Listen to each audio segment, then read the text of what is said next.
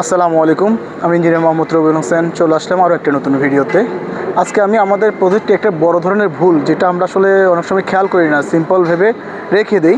আপনারা খেয়াল করবেন যে এই যে আমাদের কলমটা আমরা ঢালাই করার পরে আমাদের যে সিমেন্ট এবং ঢালাইয়ের যে কিছু অতিরিক্ত অংশ রডের মধ্যে লেগে আছে, যেটা কিন্তু আমাদের পরবর্তী ঢালাই পোর্শন যখন আমরা ঢালাই করব, এই ঢালাইয়ের জন্য আমাদের খুবই ক্ষতিকর হিসেবে দেখা দিবে। কারণ আপনি যখন এই সিমেন্ট বালি দিয়ে আপনার রডগুলো যখন আবদ্ধ হয়ে আছে, পরবর্তী যখন ঢালাইটা দিবেন তখন কিন্তু আপনার প্রথম ঢালাইয়ের সাথে এই পরবর্তী ঢালাইটা ভালোভাবে জয়েন্ট নেবে না। সেক্ষেত্রে আমাদেরকে অবশ্যই খেয়াল রাখতে হবে।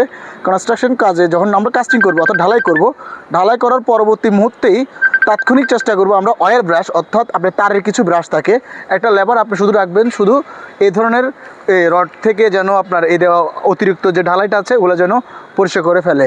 তাহলে হবে কি, আপনার পরবর্তী সময় যখন আপনার ঢালাই করবেন কিংবা কাস্টিং করবেন, আপনার এই ধরনের সমস্যার সম্মুখীন হবেন না, আপনার ঢালাইটা প্রপার হইতে হবে।